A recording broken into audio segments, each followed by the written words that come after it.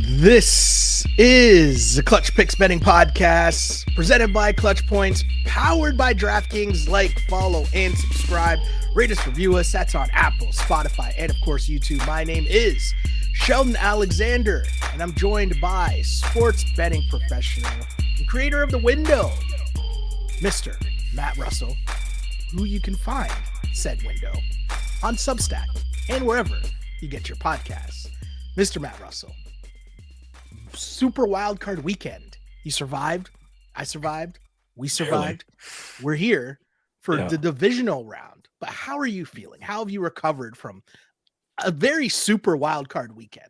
Yeah. I mean, well, speaking of windows, right? I'm looking at the window. We got snow squalls going on. I feel like there's more than squalls outside. Yeah, I don't know. Yeah, I hear like when you hear squall. Well, I was gonna say like you hear squall and you're like, man, must be rough. But like, I don't know that squalls are even all that bad. Full on like blizzardry happening out here. It's a full on snow day, so it's less about recovering. Really, it's about surviving out here, or I should say in here. No, wild card weekend. Ups and downs, right? Yep. And again, this season for me has been very weird where, especially with these primetime games, like we're hitting all these kind of long shot touchdowns. Yeah. Bryce Young got in at like 8-1, a couple of 5-1ers, Christian Kirk at 8-1 on Monday night, right? And it's kind of saving Christian Kirk. Yeah, I know a certain individual who keeps showing up on my TV screen when I would prefer that he not, had a bit of a snafu when it comes to talking about Christian Kirk.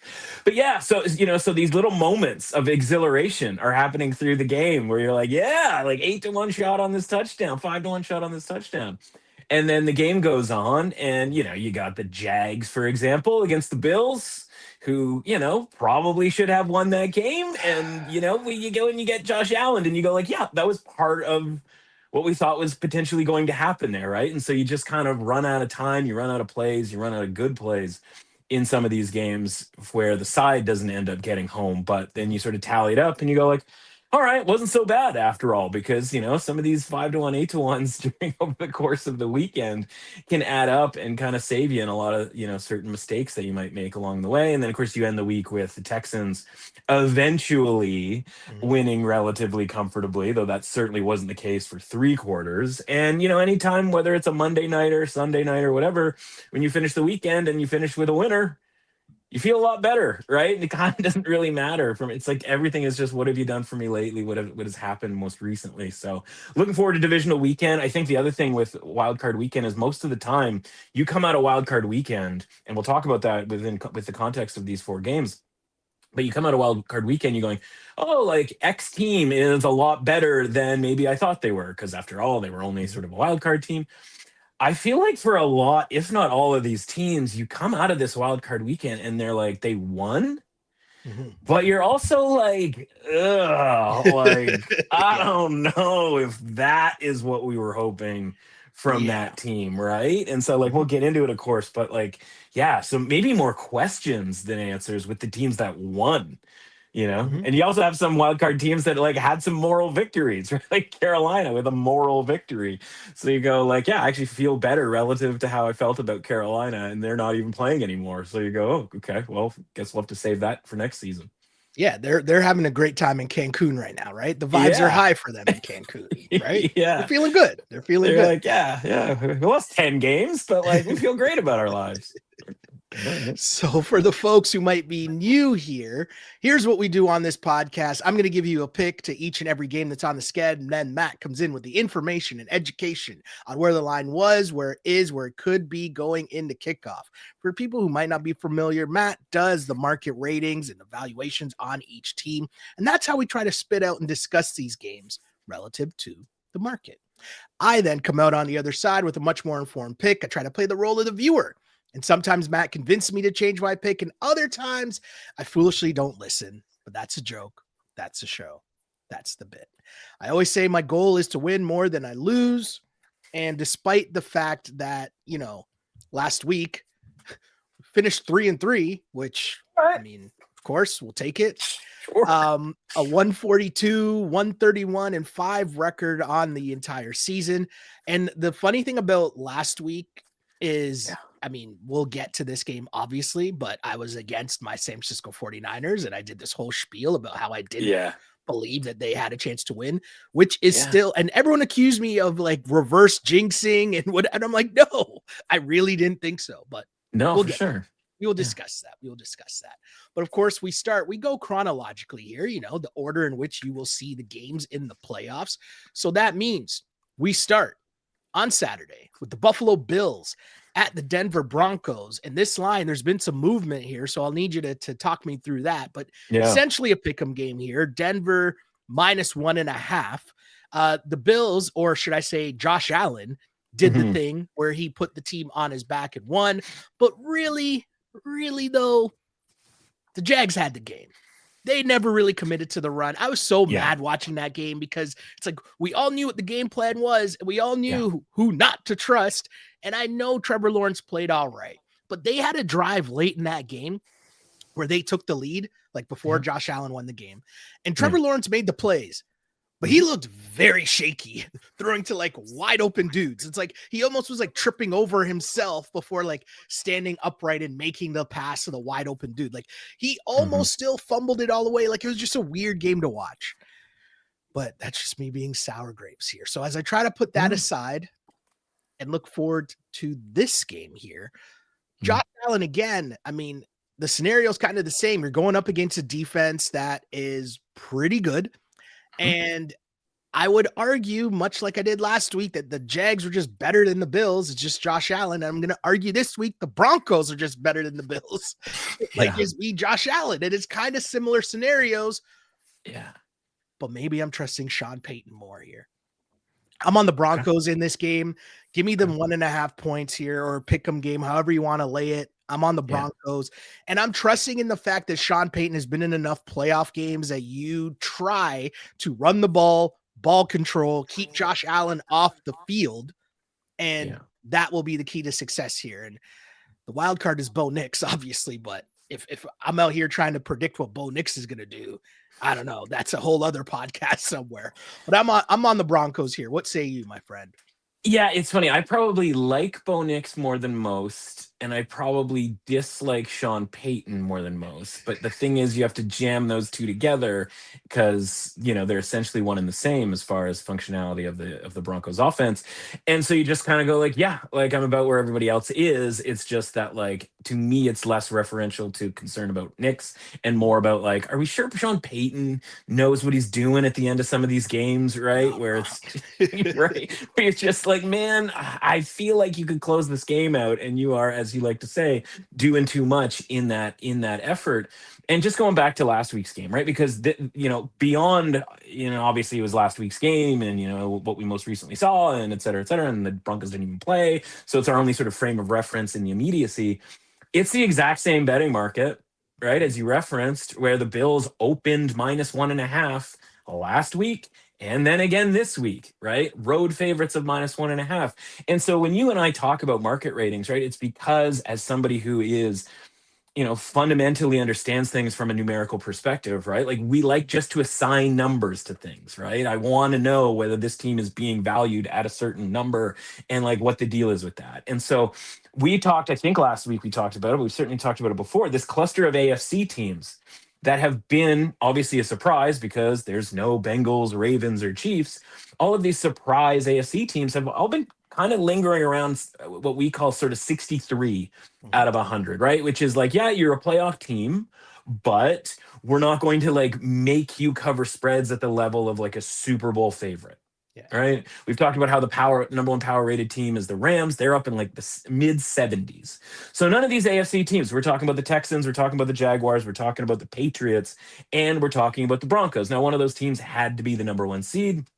And for all the talk about the ease of the Patriots schedule, like the Broncos had it pretty good this year as well. And in some cases, they had it good because they faced certain teams at kind of the exact right time. I'm thinking about like the Bengals on Monday Night Football early on this season when Jake Browning was involved, right? You could have faced the Bengals earlier or much later and had to deal with Joe Burrow or at the very least Joe Flacco, but they got Jake Browning. And so everybody's been kind of really sort of annoyed with the fact that the Broncos, who have accumulated this record, haven't done so by blowing out many of these teams. And like, that's all fair. But in their showdown games against significant opponents, Chiefs, Packers, Jaguars, they lose, but those other two games, right? They are home underdogs. The market is underrating them. When we get to the Jaguars game, now all of a sudden they're 3.5 point favorites at home to the Jags. And the point spread didn't actually come into play in any of those games because the underdog won outright in each time. But it just kind of goes to show the different valuations of a certain team over the course of the season. But now that we've gotten to this point where, unfortunately for us, we didn't get a data point from the Broncos in week 17. That's a made up game against the Chiefs. Right? Yeah. We didn't get a data point in week 18. We got no Patrick Mahomes. We got no Justin Herbert, right? And so the last game that we really saw the Broncos in an actual real matchup here was that week 16 game against the Jags. So they're not getting some crazy upgrade, right? They're sitting there in this same section as those teams referenced earlier, whereas Buffalo, because they come into the season as a Super Bowl contender, right? In the 70s. Couple of hiccups here and there that maybe dip them into the 60s, but the market keeps them because for the most part they kept winning. They keep them in the 70s. And so when you're in the 70s and you're going on the road to face a team in the mid to low 60s, you're going to be a small road favorite.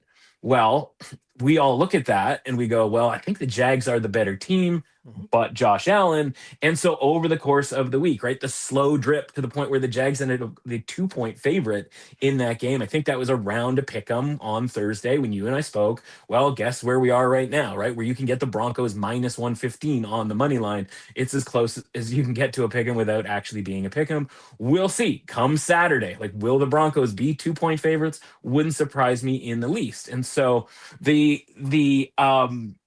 tide that binds in that is obviously the Bills, right? Yeah. Where it's not, we're not saying the Jags are better as the line moves or the Broncos are better as the line moves. We're saying the Bills are worse as the line. It's like they're the ones who are involved in both matchups. They're the ones who have to go down versus those other teams that go up. And so that's where we've sort of been with the Bills all season, where we've been like, whether it's the special teams or the defense, like it's going to trip up Josh Allen eventually. And that's going to be the unfortunate part because there's going to be a scenario where Josh Allen loses and has to walk off the field and everybody will say this was his best opportunity, yada, yada, yada.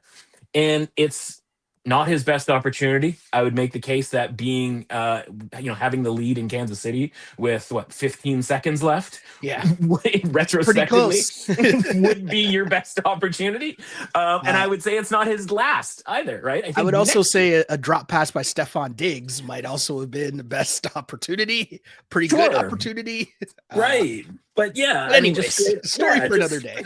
Straight up from a win probability, like he's had better opportunities, even with the general involvement of Patrick Mahomes. So, and then last week, you reference it and you go like, well, how did the Jaguars lose this game? Because it's like everything that you put into the handicap on the Jaguars side, meaning can they run the ball? Will they be able to run the ball against the Bills? Well, yes, they run the ball for like 6 yards a carry. Okay, check mark. Their number one ranked run defense is going to be able to slow down like the one thing that the Bills do well, other than just Josh Allen, full stop. And James Cook isn't able to do anything on the ground. Check mark there. The Bills are going to give the Jaguars some points via their defense, miscues and special teams. Well, special teams fumbles. Boom. Okay. That should be points for the Jags. And at the end of the first half, the Bills, in an unconscionable way, allow a long pass that allows Cam Little to kick a very makeable field goal. And it's not even like, quote unquote, for Cam Little. It's for all of the kickers, right? This is a 54-yard field goal in perfect conditions, a very makeable deal. And so the problem is the Jags don't do anything with it, right? They miss the field goal. Trevor Lawrence Bambies it and falls down essentially without being touched until he was already falling and falls down short of a fourth down where like the man has 9 rushing touchdowns this year. Yeah. Like as much as I sort of hate the overall concept of like not giving the ball to Bashal Tutin and Travis Etienne because I think they had 100 yards on 8 carries in the first half. Yeah. You're just like, in that situation, like Trevor is probably supposed to get that first down there. Like it's wide 1, open. Like anybody would get that first down. Bo Nix would get that first down, for example, right? And so he just doesn't. And so the point here is like, did the Bills win that game because the Jags played to their level and the Bills outplayed them? Yeah. Or did the Jags not play remotely close to the level that we had come to expect from the Jags, right? And so when I say that from like a numbers perspective, did the Jags play like a 63? I would say no. And therefore the Bills didn't have to play to the 70 level that they're sort of being established at. And so I don't think they can play at the 70 level. But if you're going to show up the way the Jags did and play like a 52, then all that Bills have to do is play like a 53, right? And what I mean by that is like Josh Allen can get to 53 by himself. Josh Allen can make the Bills an above average football team by himself. He can overcome all of this stuff when the other team allows him to do so. And so you have this first year coach, first playoff game coach, who I feel like it seemed like was trying to, as you like to say, do too much and show everybody how smart he is and show how great Trevor Lawrence is and how much he's done with Trevor Lawrence. So that like, look at Trev, like he's killing it out here. When the reality is, I could have used double the amount of carries in the first half from those running backs. Any points that they got were based off of drives that came from long runs. And, again, if that game's maybe 14-3 because Trevor doesn't, slip and fall, then we're talking about a completely different sort of game script. And, the defense breaks down on a couple of situations that when they truly just don't believe Josh Allen can throw the ball 40 yards while moving to his left. And Josh Allen's very much like, yes, I can do that. So, it was just kind of like, it wasn't glaring in a way. It was glaring if you're like watching it closely, but it wasn't this like horrific coaching job. It was just kind of like a low level choke. Yeah. Right. It was just the moment got a little too tight for the Jags and the door was left open and Josh Allen kicked it in. He did the thing. And so the question is, as the same market, which is drifting towards the concept of we're not even at the point where the Broncos are equal to, right? We got to get to like a 2-point Broncos favoritism here for them to even be considered equals to the Bills. And then home field advantage, right? Mile high, probably getting you, especially in January, a good 2 points of home field advantage. And also build in like the bye and the circumstance and the short week and all that sort of thing. You got to be fresh. Right. So like, I think this number for you to say like the Broncos are equal to the Bills has to get to -2.5. And so we're obviously not there yet, which means like the market still is sort of offering you this opportunity to bet on the team in the Broncos that I think is the better team. Now we got to talk about the Broncos here, right? And the Broncos have been this very strange deal where the complaint that everybody's had amongst the portion of the season, the start of the season, the first 2/3 really of the season, and where the Broncos were not blowing out teams because the offense was bad. And it was bad. By metrics, it was bad. It was like 27th in the league from an EPA per play perspective. Then it got better after the bye. They had a late bye, right? Week 12 bye, and it got better after that. Week 13, 14, 15, 16, won't even include 17 and 18. Again, made up games. Offense didn't look particularly great. So maybe this is sort of, putting our finger on the scale a little bit here. But like in those 4 games, they moved up. They were a top 10, top 7, I believe it was, offense by EPA per play. The irony in all of this, as the start of the season, Broncos defense, look at how great it is. As the offense got better, the defense got worse for the Broncos. And there wasn't anything. And the funny thing is with the Broncos, they have an injury to J.K. Dobbins in week 10. And it forces Sean Payton to go, you know who I should play? Our super shifty, super fast, super young rookie running back, RJ Harvey, who goes from, I think it was less than 10 carries or touches per game in the first 10 games of the season to more than 15 after the bye. And it's like, well, that's a pretty good sort of signal to why their offense got better. They had just a more explosive, more dynamic player who can do more than just kind of run between the tackles. And so, an injury kind of made them a better offense. Defensively, they've had a couple of injuries, one guy missing here, one guy missing there, but it hasn't been a scenario where it's like, player X is missing for 4 or 5 games, and that's why the defense has struggled. So that gives me at least some optimism here with the Broncos where you go, okay, if they can tap into the offense that probably now has the correct personnel from a sort of lower level standpoint, right? They got Pat Bryant here, the rookie receiver, and then also veteran receiver, little Jordan Humphrey that's added in, who is with Sean Payton with New Orleans. And then, again, even just last year with the Broncos, they re-add, him into the mix. And again, they have some of these younger players that they're starting to trust a little bit more. Okay, if you can get that offense You can bring that offense to the table. You can not outcoach yourself here. And as you referenced, right, like you can just try to run the football more than the Jags did last week because you've, coached 18 playoff games in your career instead of 0 like Liam Cohen has. Mm-hmm. And the defense, the thing that was supposed to be this reliable thing that took this dip in the second half, who knows why that necessarily was. But again, if that can kind of come back here, then you do have 2 units who are reliable. Yeah. And that's like 1.5 more units than the Bills have, right? Because the Bills are primarily like run the football, open it up for Josh Allen, and then Josh Allen doing stuff, right? Like the passing game only sort of works. Right. It only works when Josh Allen is doing miraculous things. It doesn't work all that well in sort of the regular standard state. And then Brandon Cooks out of nowhere. I was like, hold on. Well, he's still in the league. And it's like Josh. Yeah. The best passing offense for the Bills is Josh scrambling around and like you go there and whammo 30 yards because they don't build the 30-yard pass out of like the normal stuff. Right. Yeah. And so I think you're going to see a lot of sort of check down stuff, right? It's going to be Shakir. It's going to be Cook. It's going to be Ty Johnson if he's playing. It's going to be, the 2 tight ends. And it's going to be this sort of slow move down the field here for the Bills. Mm-hmm. And, that's going to be the thing that keeps it close. And again, part of, last week we sort of talked about the idea that maybe the Jags like could blow them out. And again, you're looking at it going like, we're this close to a 14-3 game and maybe we're sort of on that way to a blowout.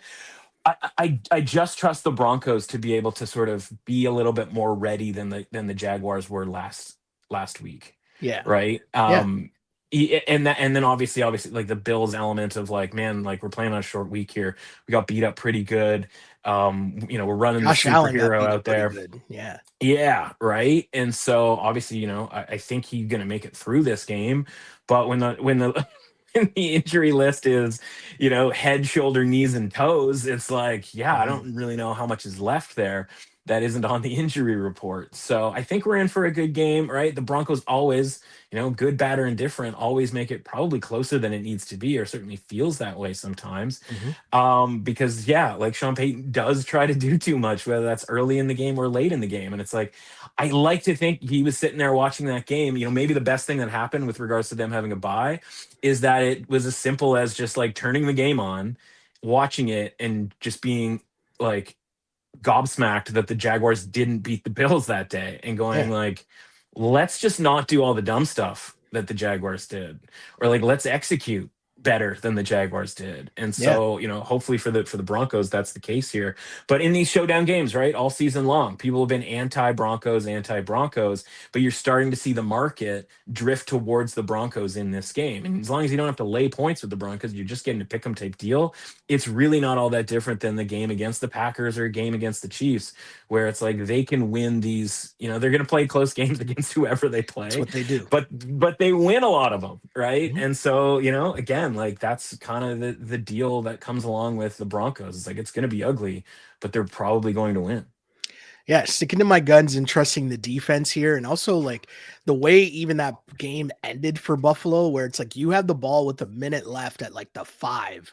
There's no way that you should be giving the ball back to the Jags at all. And instead they're like, here you go. Here's a minute to go down the field and get a field goal. And I was like, do these coaches not watch? Like, have they never watched any level of like, I know I keep referencing the Patriots, which is unfair, but the reason I'm referencing the Patriots, because they did it for like 20 years of showing you how to win in the playoffs by ball control, clock management. And I get that that's the elite level of it, but you just see things and you're just like, wait a second. Why are you giving them the ball back at all, much less with a full-on minute? And you have the ball at the 2? Yeah. It was just weird watching. No, it's like the 1 yard line, right? Yeah. Because the spots by the officials in that game. Yes. It was heinous. It was absolutely heinous. And I love when they bring in the graphic, and it's like, I don't care about your graphic. We all just watched where they put the ball down. And it makes no sense. I know. My wife calls it like, here comes the graphic designer. Because like you can just draw anything. Like, what are you talking about? Like, why Why are we supposed to? And by the way, like you're the referee, this like old guy or gal or whatever comes like stumbling in off the sideline, and like they take 3 different steps in 3 different directions, and and the ball just gets placed in a certain spot, and you're just like, no, like I'm sorry, that wasn't There's where the spot's billions of supposed to dollars be. on the line here, bro. Yeah, but like to your point. To your point, like it's a tricky one, right? Because like I'm of the opinion too that like you can massage it where you not kneel necessarily, but just kind of fall down forwards. Sure. Especially if the other team, like if they're smart enough, which to the Jags credit, they're smart enough to allow the touchdown in that situation. Yeah. And maybe you get dragged into the end zone. And if you get dragged in the end zone, then all right, all's fail and 11 more, whatever. But like, Josh Allen can, if nobody's trying to tackle him, can go to like an inch short of the goal line, right? Like he knows spatial awareness better than any probably human on earth, within the context of a football field. And, so like I agree with that. But then like I also see teams, again, because I watch a billion football games every week, I also see teams that like get to the 1 yard line and you go, okay, like that's fine. Like, they're going to score anyway. And then they immediately like false start. And you're just like, oh, now you're jammed, right? Like, but I mean, even if the false start is so easy to happen, right? But again, if everybody's thinking sort of like on the correct level, you are thinking that the Jags are going to let you score, right? And so you shouldn't be false starting there. I know. Because you shouldn't have to jump off. You know what I mean? You shouldn't be worried about getting a jump on the guy that you're blocking, because that guy doesn't even want to tackle you anyway, right? Exactly. So everybody, and you're professionals, by the way, right? And like whatever percentage it is that you're going to potentially false start there, which is the only penalty you can really take, right? There's not going to be a hold. Like when's the last time you saw a hold on a quarterback sneak? Right? It's like that doesn't even really exist. And so like this idea that like, oh, there's all these different penalties that they could get called on them. It's like, no, there's like one penalty that could get called on them. And like, let's say there's a 5% chance of that happening. Well, like that's built into the math on, okay, yeah, you're risking that 5% chance that happens, but you're gaining like 60% chance of, winning the game because the other team doesn't have 40 more seconds on the clock. Right. Yeah. And of course they get away with it because Lawrence immediately throws the interception. And everybody gets to be hindsight guy going like, see, that's why you scored the touchdown. But it's like, yeah, or there's a couple of different, bunch of different universes there where that goes like incredibly, incredibly wrong. So, interesting debate, but kind of one of those deals where I think it's like 70-30, 75-25 that he should go down. And so like, if you want to argue the 25, like, all right, like I'll listen to that. It's not a 100-0 thing. Like we certainly argue about more insane things that everybody can see with their own eyes. So I'm not going to worry too much about it when it comes to quarterback sneaks in football. So, Yeah. No, I got you. Lots of Broncos talk there. I'm on the Broncos in the first game. And as we move on to the second game, we have the San Francisco 49ers heading to Seattle, NFC West showdown. Seahawks favored by 7 points, and this line has been moving, bumping, and shaking from 7.5, and then back down to 7. There's a lot going on here, but either way, I'm on the Niners here. Give me the points. Way too many points, first off, for NFC West showdown. As someone who watches the NFC West year in, year out, all the time, these teams I'm always lean to these teams playing close. But now let's get into the particulars, right? Last week, obviously, I mentioned it earlier. Those people who follow the pod know I'm a Niners fan, and I was adamant that I didn't think the Niners could beat Philly. And then Nick Sirianni did Nick Sirianni things with his squad and showed, hold on, there's a very good chance that we cannot show up and lose this game to the Niners. And that's exactly what they did. If I look at this game, right? First off, I'm mad that the Niners are playing on a short week and the Seahawks are coming off a bye when you could have easily put the Rams and Bears game on Saturday, 100%. seeing as they played last Saturday. That just 100%. seems logical, but hey, it's the NFL. The reason I'm on the Niners, though, is because I feel as if it's almost the blessing in disguise of losing to the Seahawks 2 weeks ago, because now you get tape. Now you get to game plan against what went wrong, which if you listen to us talk about the game after that Seahawks game, I sat here and said, you could just tell right away game plan was off. Shanahan didn't have it. The offense was going nowhere right from the get-go. And sometimes that just happens. Whereas the flip side happens last week where they come out right away and they score right away. And you're like, Shanahan game plan, you were correct this week. The script is right. You could just tell. Okay. I feel as if the Seahawks are the better team for sure. Yeah. But I'm trusting in the game plan here. I'm trusting in the institution of Mr. Shanahan and Mr. Salah in their ability to game plan here and keep this game close. Do I think the Niners can win? Yeah, I think they have a chance. Am I going to bet on the Niners to win? No. But can they keep it within a touchdown? Yes.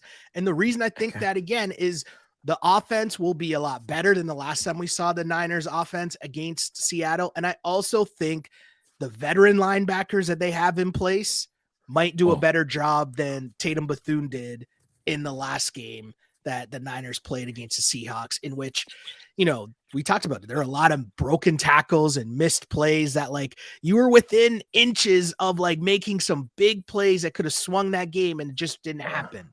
And this is before I mentioned Fred Warner, who could be back, which no, he's coming back NFC Championship game.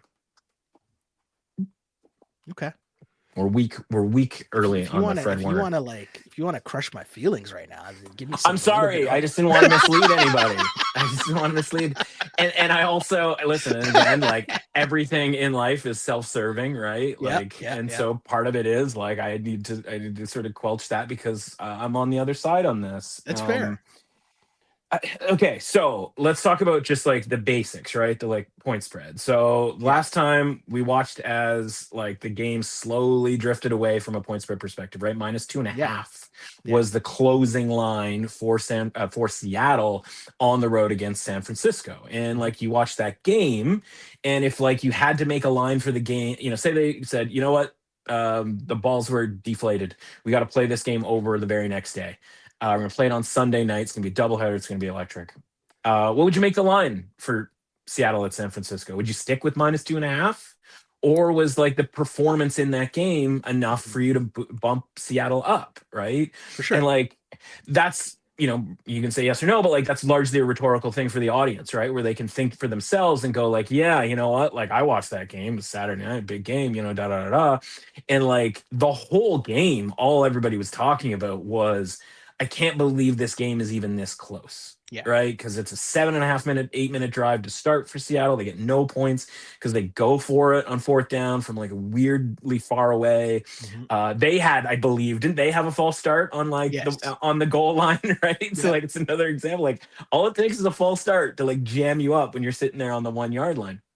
And then like Sam Darnold gets sacked, and it's a whole deal. So, it's easy to go like, oh, if they'd recovered a fumble, like, then we would have had life there, or like, if there's not an interception, they would have had life there. But like, there were so many other things where it was just like, man, like, Seattle is dominating on both sides of the ball, to the point where if you and I had to sit here and pick which side of the ball was Seattle more dominant on, we might have a hard time, agreeing whether their offense was more dominant from a physicality perspective than the defense, right? I mean, obviously it's more kind of shocking because of what the regard is for the San Francisco offense, Shanahan, et cetera, right? And I'm like right there in the front row as far as that stuff is concerned.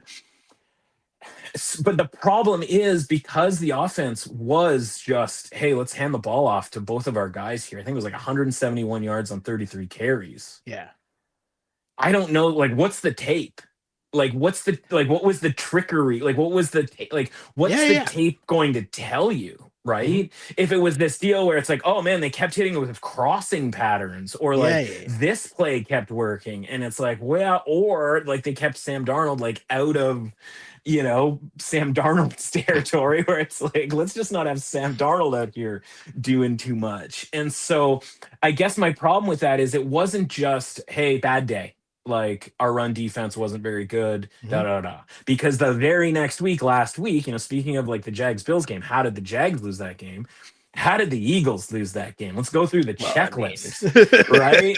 It's like, can you turn Purdy over? Yup. +2 on the turnover margin. Can you stop the run and Christian McCaffrey? Yup, he goes under his rushing yardage by a mile. Can we actually get a run game going for Saquon Barkley? It's what his like third over 100-yard game all season. It's like you're hitting all of the check marks, right? But it's, you reference the quote unquote script off the first drive. Shell, I'm going to have to stop you right there.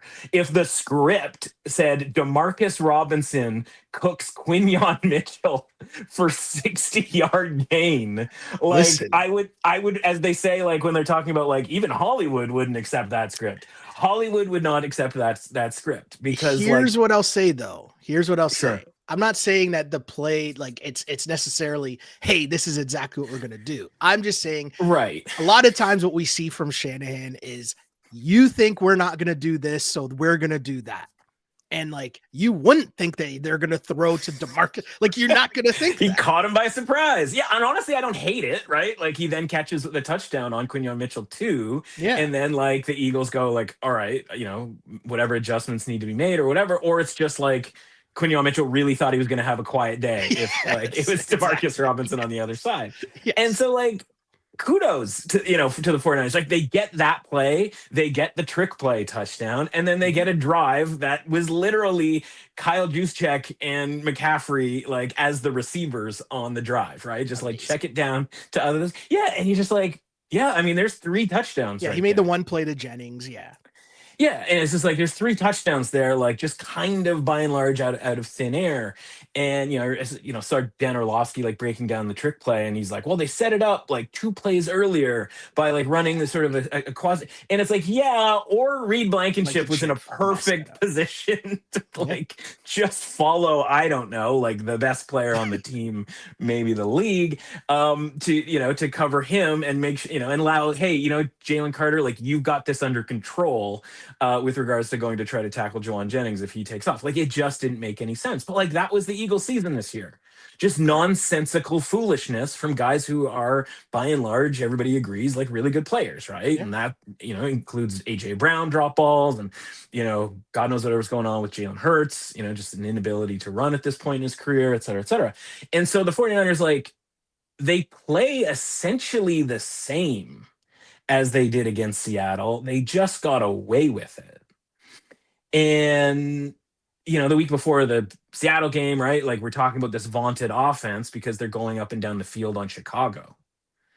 Well, you watch Chicago play last week and you're like, a lot of teams going up and down the field against the Chicago defense, right? Especially, obviously in the first half from a Green Bay perspective. And the week before that with Detroit and Chicago, right? So like, yeah, like San Francisco can move it against these bad defenses. This is not a bad defense. And yeah, San Francisco can hang in there with, from a defensive perspective, if they keep everything in front of them, right? Like most defenses in the NFL, the idea is like, let's keep everything in front of us. Let's try to win the red zone, make them kick a field goal, and then like we'll make a few plays down the stretch. And like, that's what happened. Yeah. Right. They kept them under 20 points and they were able to sort of survive that. And like, I'm not ruling that out. Right. I'm not ruling out that they could do that exact same thing by any means. Right. So this isn't like, you have to bet -7. The projection, if you just played this game in San Francisco, right, you flipped home field advantage, it would make this game -4 for Seattle, which again, having watched that game 2 weeks ago, I'd be like, hard to argue with that adjustment, right? So I think a fair price there at -6.5. I was knocking over the women and children to bet on Seattle at -6.5 because my projection was -7.7. I was like, this should be 7.5, and then like within hours it went to 7.5. Right. But I can also understand, like, you're giving me the hook on 7 against Sam Darnold in a playoff game. Like, that makes some sense that I would like to take the points there. So, like, I totally understand that too. But I just look at it and I go, man, like, how is San Francisco supposed to score? Because obviously you have the element of, like, George Kittle being out of this game. And if it's just going to be McCaffrey and Juszczyk and trick plays against a Mike McDonald defense, fair, which I think is, a lot more sort of locked in at this point, than the Eagles group. Which again, from like a full team perspective, was just a weird deal. I mean, we've talked about it all season. It looked like a team that like won the Super Bowl last year, and we're like, yeah, we're good. We're good to easily win the NFC East, and like we'll turn it on when we feel like it. And then they couldn't quite do it. And by the way, like But again, they probably should have won based on all of the things that happened that we sort of expected to happen. So I just go like, yeah, I think that you can hide Sam Darnold here in this game if you feel that that's sort of the need. Certainly create sort of easy throws for Sam Darnold that are, because the only way that Seattle loses this game, frankly, is if they turn the ball over. Yeah. Right. Two, maybe three times. And like, unless there's a fumble from Kenneth Walker or Zach Charbonnet, or maybe a receiver or something like that, like it's going to come down to whether Sam Darnold throws interceptions or fumble or gets strip sacked. And San Francisco's defense just has not been able to create that. Didn't create it against the Eagles, didn't create it the first time against Seattle, didn't really create it against Chicago, right? And done it all season, right? Haven't done it all season, all the injuries, yeah. Right. And that's where the injuries come up, right? Where it's like Warner can get you organized, where you can make a play, punch out a fumble, jump a route, whatever. Nick Bosa obviously gets to the quarterback, strip sack, et cetera, et cetera. If you're not doing any of those things, again, you're just kind of playing a shell, just kind of hanging on for dear life. And they did a really nice job of doing it 2 weeks ago against Seattle, and like they almost sort of got close there, and then like they did pull it off last week. But as you mentioned, right, like short week, you and I talked about, like, by the way, the other element with like going to Philadelphia is it feels like something bad is going to happen, and then George Kittle blows out his Achilles, and you're like, we didn't have it exactly predicted, but like we did kind of feel like something, because it's always what's the deal. And I don't know and maybe we need to do 5 minutes on the electromagnetic fields coming out of the practice area. But like, I'll be honest with you, I'm kind of into that theory because you know what? Science, like somewhere along the line, we stopped like respecting science. And it's just like, or we can just say that like they're unlucky, or like they have bad juju or voodoo or whatever. And it's like the last thing people are willing to admit is that maybe practicing next to an electromagnetic like field or whatever is like bad for your, physicality, when like, science shows that it is. And it's a pretty obvious sort of example of like why they might be the most injured team, right? It's like, well, maybe they need better trainers, or like, it's like, but people hate science, hate facts, hate experts. Yeah. So I'll say this, right? Like the Niners, I'm very much simplifying this, and I'm obviously coming into this one in a different mindset than I was in last week, where I'm thinking with my brain last week and I was wrong. And I'm thinking with my heart this week, right? I'll be honest. I'm always honest about where I'm laying and how I'm picking my team here. But I'll also say this. If you're telling me that I have Salah and I have Shanahan and I'm going against Sam Darnold in a playoff game and I'm getting 7 or 7.5 points, I'm going to just take that and I'll deal with the rest later, and I'll tip at the end. And I know their game plan is, hey, don't let Sam do a lot. Just hand off the ball, bro. Check downs, handoffs, screen passes. I get all that. Right. Yeah. But I still like my chances of bringing some ghosts to keep it close. Keep it close. Yeah. And that's going to be the concern, like down the line here, no matter kind of who they play. It's just, if it was just that one game where it was like, weird, like San Francisco couldn't like get to the quarterback or couldn't stop the run. It's it's actually just kind of like the life that they're out here living, right? But when you're playing the Cardinals and the Titans, when you're sort of full strength, right, after you get Brock Purdy back, and it all looks like, oh man, look at this offense cook. It's like, look at every offense against the Cardinals. Look at every offense against the Titans. Look at every offense against the Bears. I might be giving Shanahan too much credit here, but I just like the fact that they just played them. And it's like, okay, this is what they're doing. Yeah. What if we tried this? And they might not have the playmakers like Ricky. That's it. I don't think Ricky like is as like, he's good, but it's not like you're adding Randy Moss, coming back to you know what I'm saying? Yeah. Like, so if you did a draft of like, hey, all of the defenders, all the defensive players are standing over there, and we're going to draft this out. How long does it take before a 49ers picked? Oh, on defense? I mean, come on, man. Like, I mean, is it Lenore? I don't even know who it is that you're taking. That's what I mean. Like, first of all, who's the first one off the board from the 49ers? I don't know. And so you just go, oh, like that's rough. And then even, offensively too, right? Obviously, like McCaffrey goes and Purdy goes ahead of their counterparts, and I suppose Trent Williams as well, assuming that he's healthy. But after that, right, No, it's for sure. like, geez, Yeah. and so like, listen, I bet on Kyle Shanahan before the season started to win Yeah, Coach of yeah, the yeah. Year.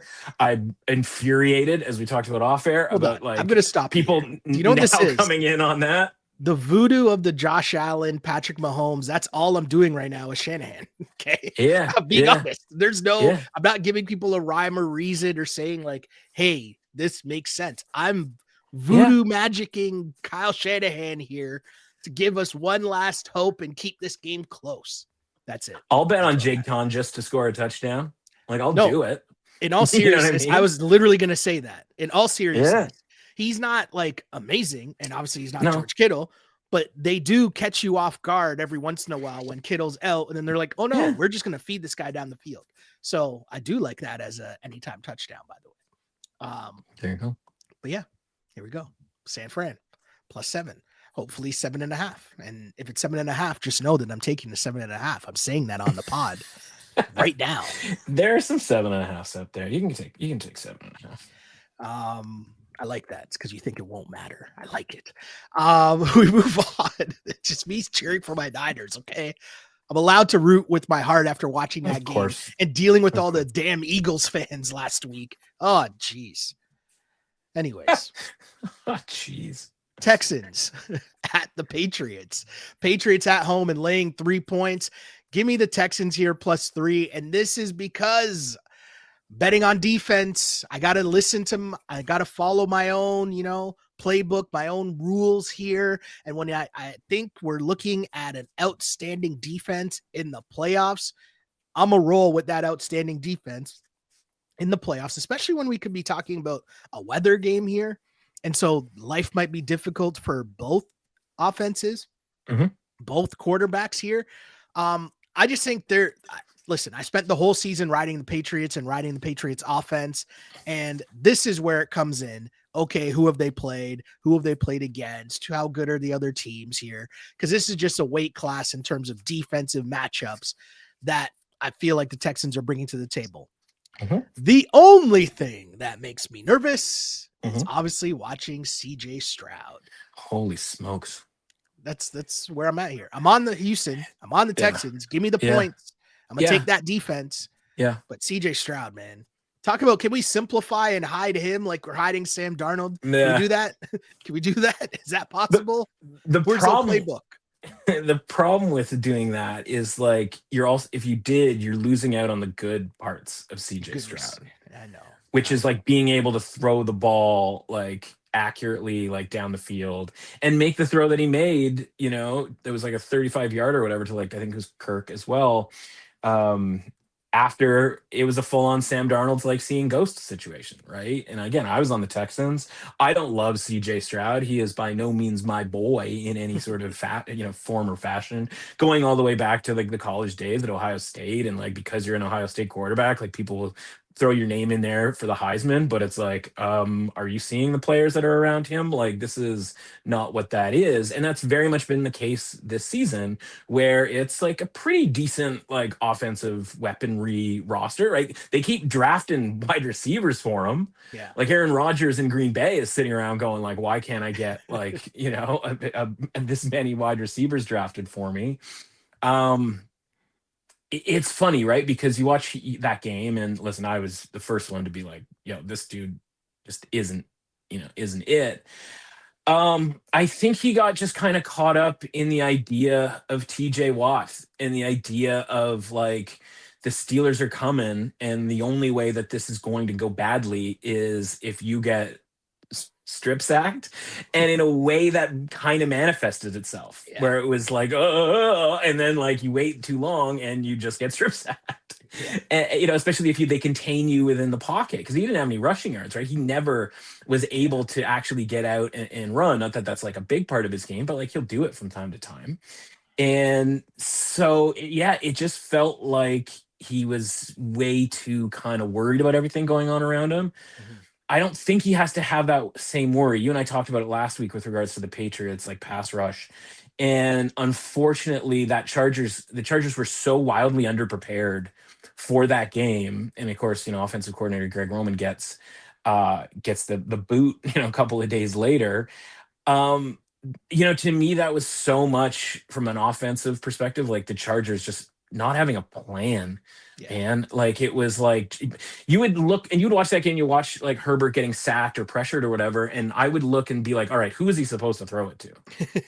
and I mean, like, I would actually look at the different receivers and go, like, which one of these guys is the guy who's supposed to get the ball thrown to him? Now, when he escaped and was on the run, he missed some throws. So this isn't a fully like, sort of backing up Herbert no matter what type of deal. But it was literally just like dudes were turning around to look for the ball, like as Herbert was already like lying on the ground. And you're just like, all right, you didn't have any checkdowns built into this offense. Like throw the ball to Kamani Vidal 10 times. Like just give me something here, right? Like do something that at least sort of plans for the fact that your offensive line isn't very good. And, they held up pretty decently for a bunch of backups, right?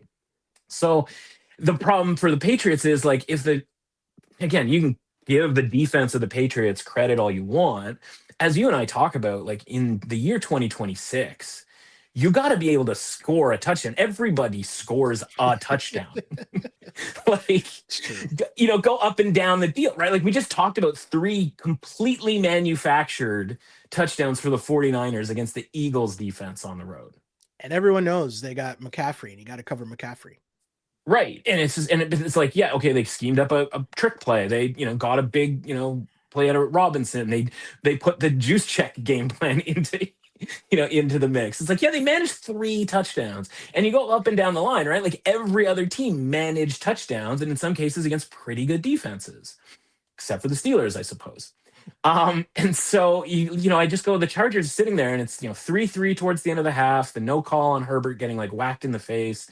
That was pretty brutal, right? That's a 15-yard penalty and automatic first down. It's a very real possibility the Chargers get a field goal out of that. For sure. And instead they have to punt and the Patriots get the ball back. And my fundamental issue with that obviously is that like you can tell me that you didn't love the spot that Herbert got earlier on that drive, right? Where like, oh yeah, like I don't think that went to review.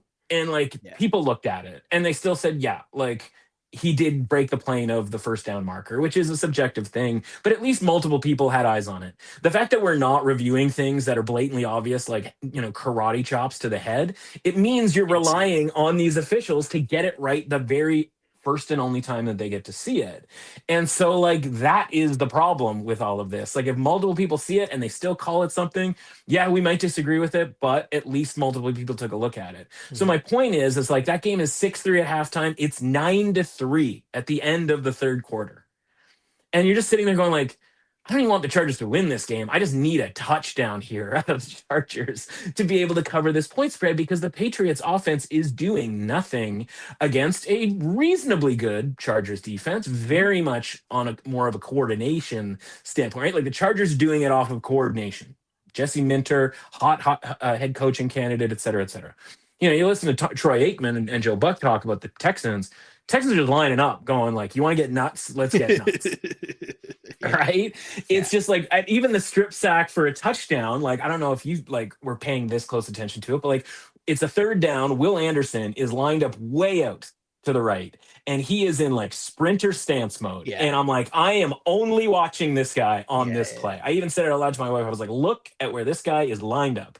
He is rushing the passer in a way that like we haven't seen since like the wide 9 of the Philadelphia Eagles like 10 years ago.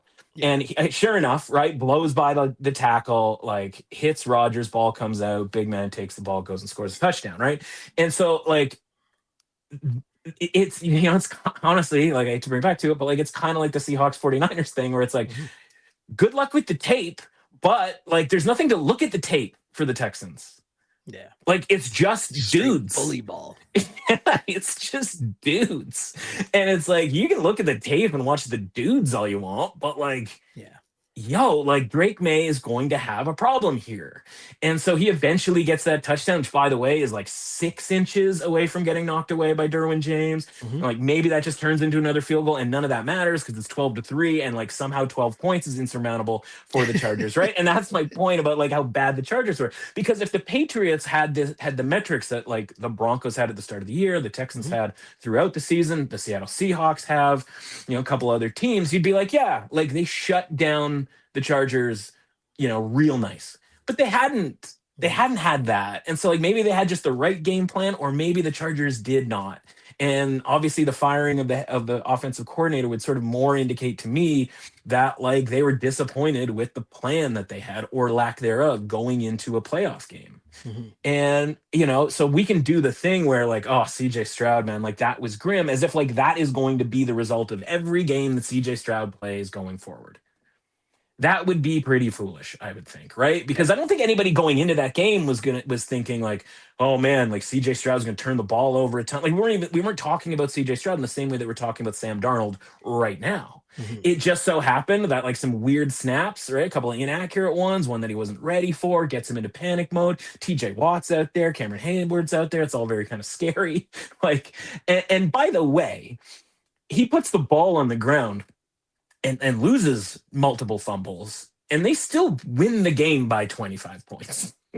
Like they still win 30-6 after donating the ball to the other team. And so listen, I understand that if they did that this week, that the Patriots are probably going to do more to convert those opportunities than the Steelers did. But also, like, the Texans defense is good enough that maybe they don't.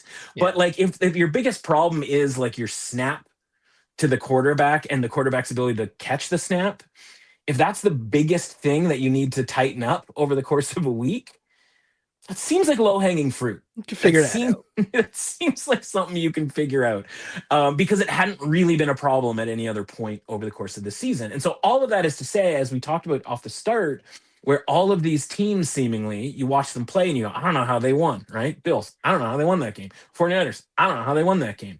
The Texans, it's like, they won that game by 24 points, and we have questions about their quarterback. And that has turned into a downgrade of the Texans after they won. They won a playoff game by 24 points. Now, again, I realize two, defensive touchdowns at the end, but like they do this and they get downgraded because the look ahead line is allowed to make plays too. Yeah, the look ahead line was -1.5 for this game. And so either you're upgrading the Patriots for having 9 points through 3 quarters, right, and not scoring like a touchdown to like 7 minutes left in the game at home. You're either upgrading them pretty significantly to get to 3, or you're downgrading the Texans pretty significantly for a defensive performance of the weekend, against the Steelers team. Not great offensively, but like did pretty well against the Ravens the previous week. And so, the reality is it's probably a combination of the two. It's probably like a pretty good upgrade on the Patriots and a decent downgrade on the Texans here. Either way, right? Like I look at it and I go, the Patriots are way through the top end of their range that we talk about, right? Over the course of the entire season. We talk about them being a 63, right? Like in that mix, Denver, Jacksonville, Houston, etc.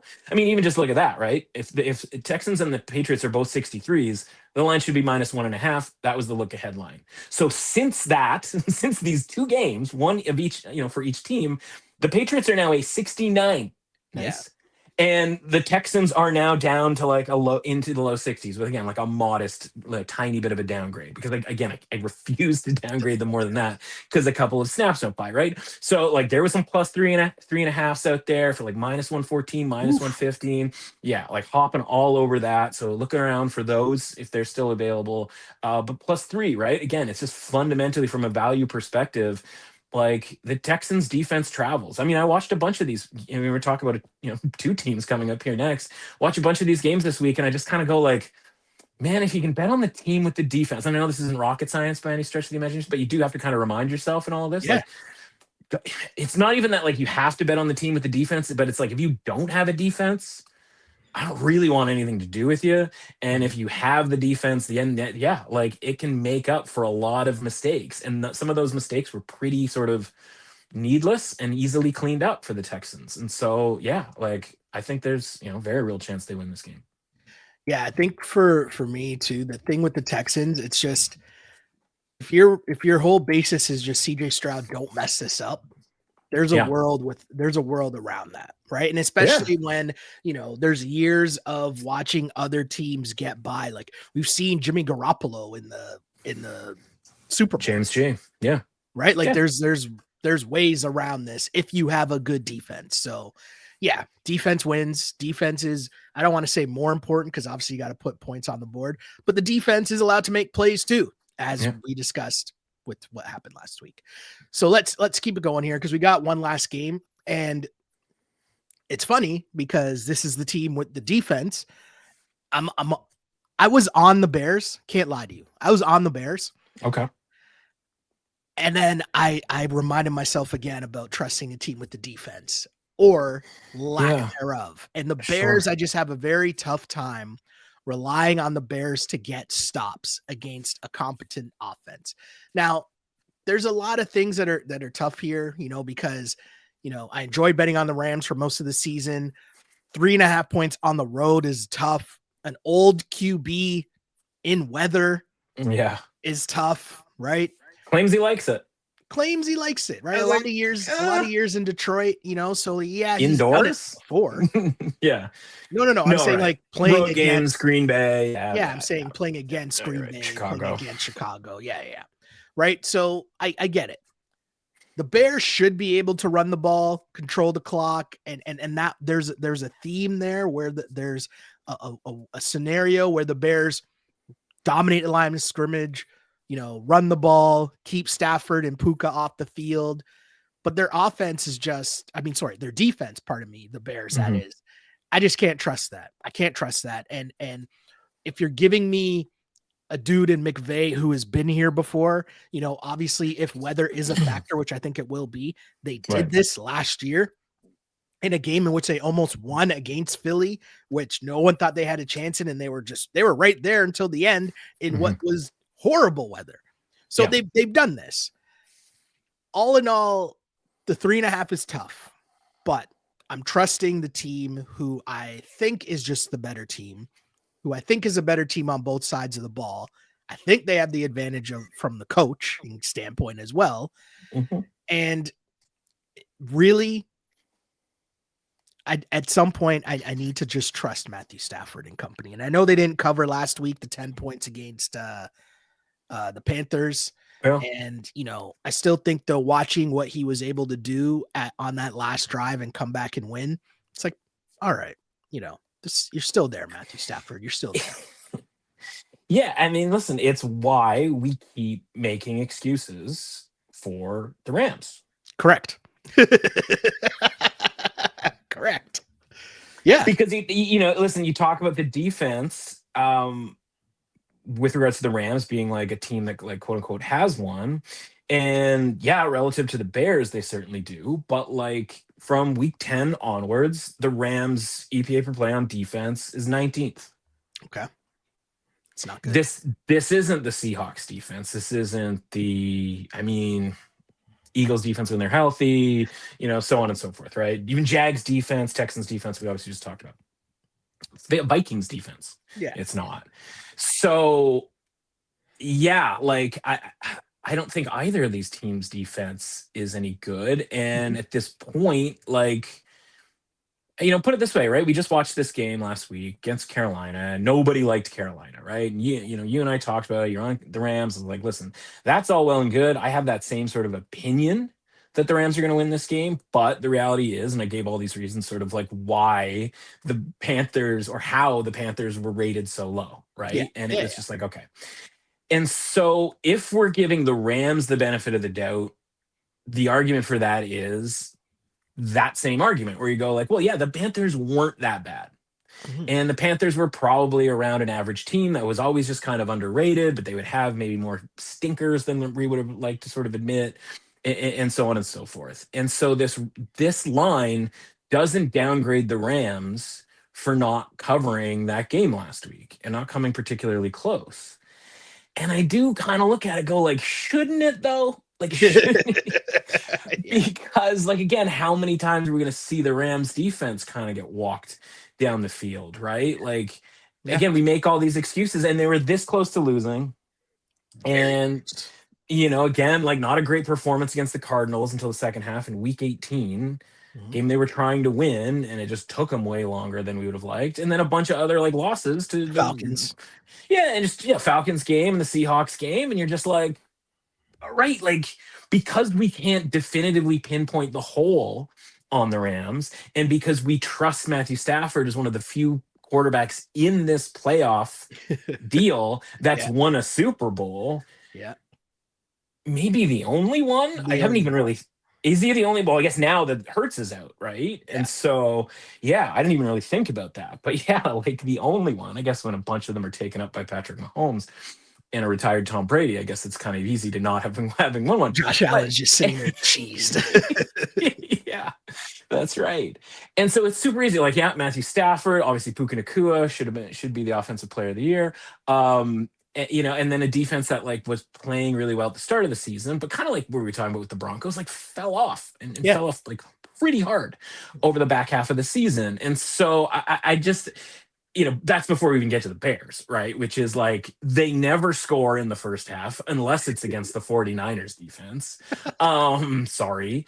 And so I'm like, stabbed up here. So even if I'm supposed to like the Bears because I think the Rams are deserved of a downgrade, because, like, we can still make the Rams the number one power rated team in the NFL. They just don't have to be this high. For sure. Right. And so, obviously the ratings kind of match up to where they do, and you go 3.5. And so now you're in this, like, nebulous area where it's like, like, plus 3.5 looks really enticing, but you're getting on a team that just doesn't score in the first half and whose defense, like, needs to pull out all the stops to the point where, Dennis Allen goes into halftime and goes, like, we're just going to blitz Jordan Love. And, like, we're either going to, like, find our way back into this game because we're going to get a couple of sacks, maybe a turnover, or we're going to lose by 40. And, dude, I dig that strategy, because this whole, like, let's just not lose by 40, make sure we lose by 10 deal that most teams go into all of, we've been talking about this for 6 years, is just garbage. And so the fact that he's like, if it's cool with you, and it's the same thing with Ben Johnson in the first half with all the going forward on fourth downs. Now, like, I didn't love a couple of them, and I didn't love a couple of the plays, right? Even in the third quarter going forward on 4th and 1, and then, like, doing the play action pass thing, which, like, you could see coming because that was the play that they flunked out on in Green Bay earlier on the season. They're like, we're going to run it correctly this time. And it's like, no, you're not. So whether it's bad play calling on 4th and 1 or the ridiculous one on, like, 4th and 4, 4th and 5, or whatever it was in their own territory, you're just like, all right, like, I get it. It's the same thing you did with Detroit. You learned this thing, or you were behind this thing when we were doing it for the Lions, when we realized that our defense stinks and we need to, quote unquote, maximize possessions. And so I like that they know what their issue is, but the fact is there's an issue. Yeah. And it's like, so what am I going to bet the Bears now, knowing that there's a really, really good chance I'm going to get a better number on trying to, like, encapsulate a potential comeback? Because if you do the thing where you go, like, we are who you thought you were, or you've shown us who you are, which is we're cool with being down in the fourth quarter. We're okay with that. Yeah, and trying to sort of pull off a comeback. It's like, that's not really any way to live, right? It's what I mean by, like, another team that won, where you're like, yeah, but is this going to keep working? And by the way, everybody goes, like, they keep doing it. They keep doing it. They lost in week 17. They lost in week 18. Like, this isn't some consecutive win streak of pulling this off. They did it a bunch at the start of the year. And the Packers played a role in that too. And of course, right? Like, of course, they were willing participants in, like, all right, yeah. And the Packers, the one thing that they were able to do, right, is they saw Kyler Gordon, who's, like, banged up and was, like, doing his best to try to play and participate in this game. But they go and they've got, Packers have 3 good wide receivers. And they literally go, whoever's on Kyler Gordon, like, we're going to throw it to you. Kyler Gordon's in the slot, and we're going to run an out pattern. And the good news for the Bears is, like, every time Kyler Gordon got cooked for an out pattern, the guy would run out of bounds and the clock would stop. Yes. And it was like, yeah, you're cooking Kyler Gordon, but also the clock keeps stopping. And then you're doing just enough dumb stuff, like a 3rd and 10, delay a game out of the 2-minute warning and throwing on other downs and stuff like that, where it's like you're allowing this team to get back in it.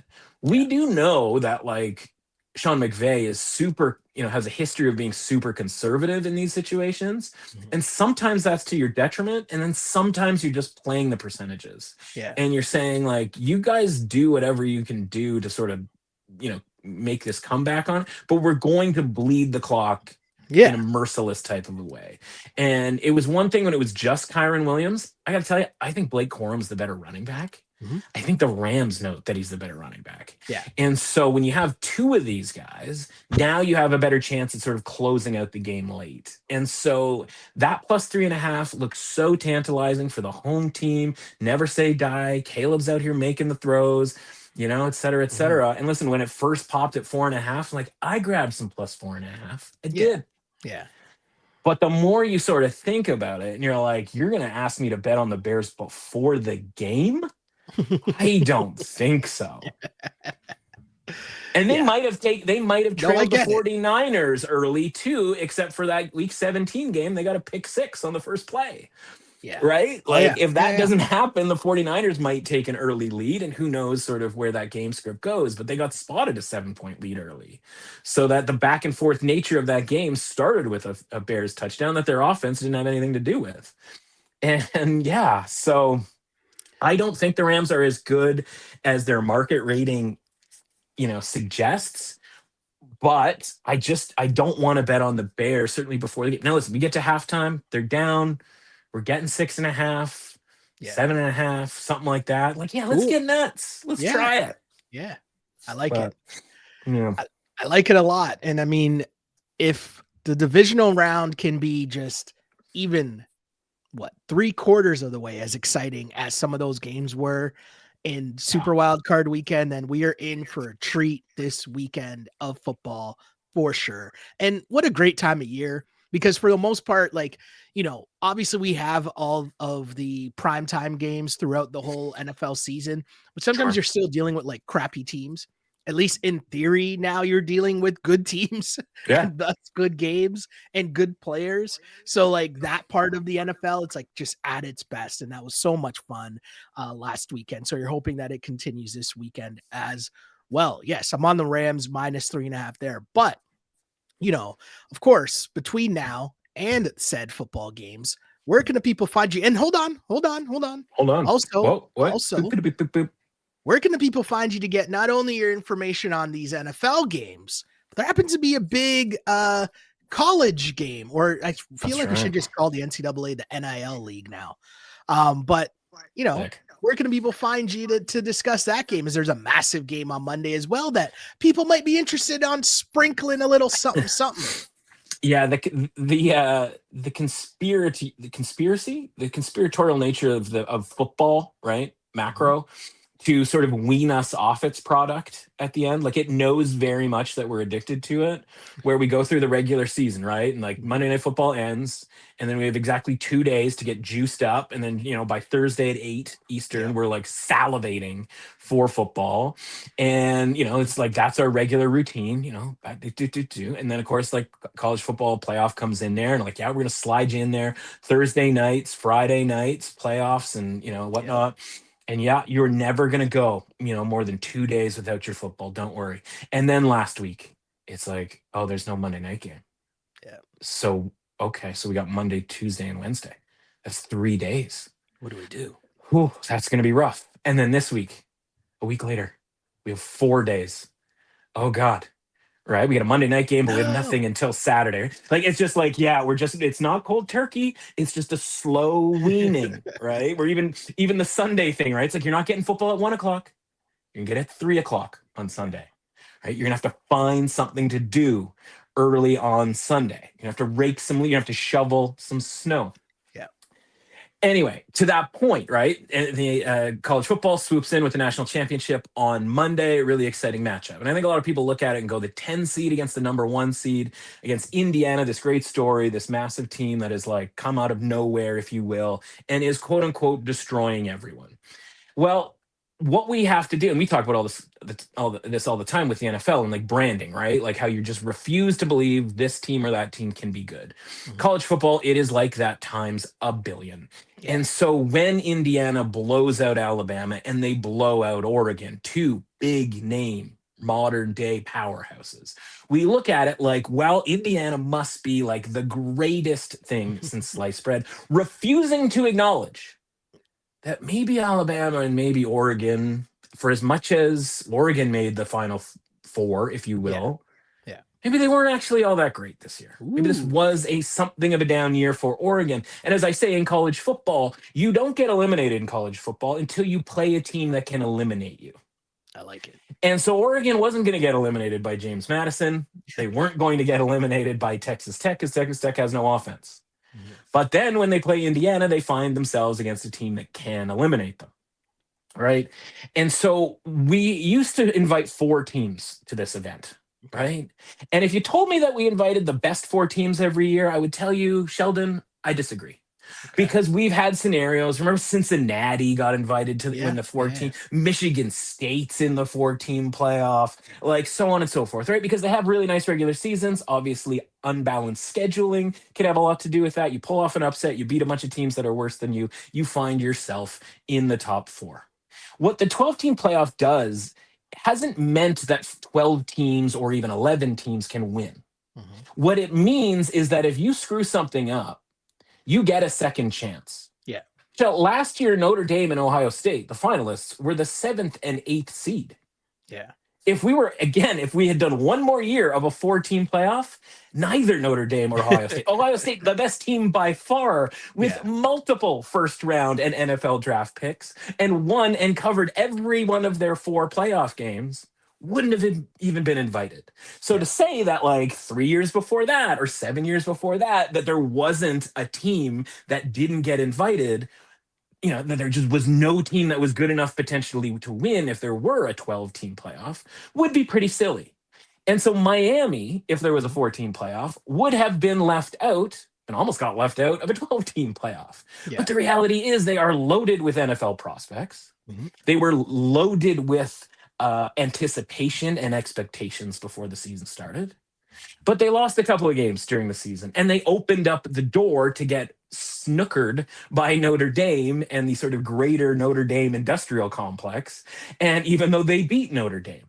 And so my point is that if we actually had sort of hindsight with all of this, there's a very real possibility that the top 4 teams in college football, now that we know what we know, were Indiana, Miami, Ohio State, and Notre Dame. Now, Notre Dame didn't earn their way in. I'm not saying they should have got in. I'm just telling you that they probably were this year the team that was the 4th best team. Because if I said to you, like, who do you think should be the 4th best team? Like, you'd have probably a hard time coming up with a name. Because, like, Oregon sure as hell didn't look like a better team than Notre Dame. Even Ole Miss, nice run there. They're probably sort of the next sort of one that you would argue because of making the playoff and, winning a couple of games. But that also implies that, like, Georgia was particularly great this year. And if you don't think Georgia was particularly great, then you're going to have a real time telling me that Alabama was particularly great because Georgia pumped Alabama in the SEC title game.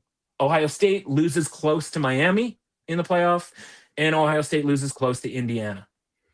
Right there is a 3-way sort of deal. For sure. That sort of indicates that maybe these 3 teams were the best 3 teams. But I don't think Miami is getting treated as such because they're sitting there with a 10 next to their name.